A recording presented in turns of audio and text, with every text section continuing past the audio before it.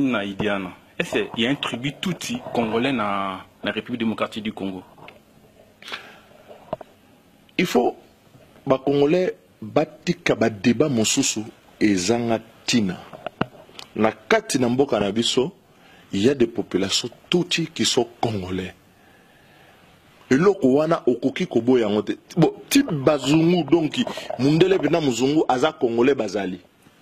Donc vous admettez il y a des tout congolais. Oui, les congolais ça existe. Ils ont la population comme des Roubaix, c'est un congolais. Mais c'est un congolais. C'est un tout, c'est un congolais. C'est un congolais. Mais yo sera au boya, non. Si on a tête. Moi je m'adresse à un député ou à voter à la loi. Na lobby na yo. On a tout nio. Est-ce qu'il y a des tribus, il y a des tout congolais. Bazali. Il y a no nanga yo lingaki bazali. Maintenant, changer ligne. Tout pour ça. D'accord, merci. Non, parce que l'opinion publique n'est que gérer. Non, opinion, il faut qu'on kamba opinion, il faut qu'on éclaire opinion. Et belé ba beta kali solo Congo ba tamboli pe Congo te. Ba tamboli Congo te. Nga tamboli Congo mobimba. Vous avez fait la guerre avec Jean Bemba. Ouais, ça y est, ça y est, Tumba. Bemba na batum susto sali bitumba. Non, mais problème encore la une fois, on confirme qu'il y a des tutsi congolais. Bah tutsi congolais, bah liko donc est bouleversé au temple na makolo. Non, bouleversé ngate. Na lo ba on a langage ni. En français. Il existe des tutsi congolais. Bah tutsi congolais va aller. Merci beaucoup, monsieur le député. Oui, il y en a des Kutuba congolais tutsi ba djiko. Voilà, comme il y a des tutsi congolais, confirmez bien aussi il y a des banyamulenge congolais. Mais bazali, ba oh ba mibengi ba banyamulenge ba congolais ba ali yo oso koma na Sud Kivu. Bobeta solo oso koma Sud Kivu. Bien sûr.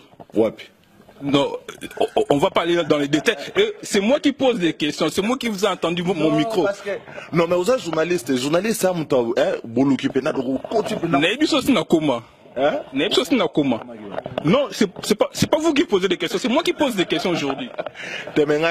Bon, je me suis dit que na memoto na kende tourna Uvira, toreke Uvira, tokomi na Uvira au côté pe ba terroir comprendre Congo zandengenini.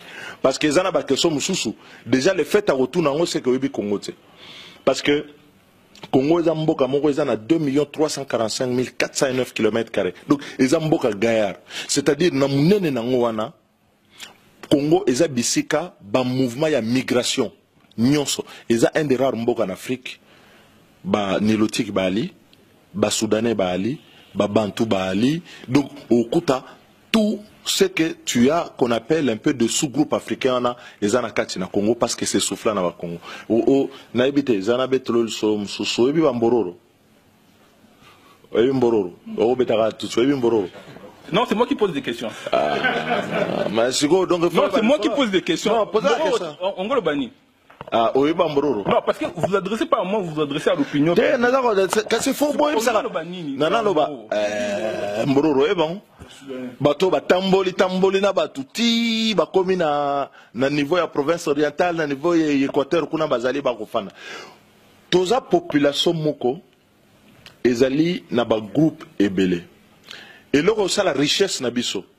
Et j'allais na bomoko na kati na biso oleto bundisango. Le lobby no belé bofandi koto bobala ba mizungu bobota bana ba métis ba petwa na ba congolais ou pas. Ah congolais. Est-ce que zali problème? Et un problème te. Donc et là on a reçu la mingi ezali richesse wana diversité wana eza na kati na biso et puis toyeba okamango na ndenge longo bani intérêt ya Congo nde eyebana mutako trahir Congo ezali en fonction ya origine na yete ou bien ethnie na ye et en fonction ya perception azali na ngona intérêt général. C'est ça qui m'intéresse. Voilà.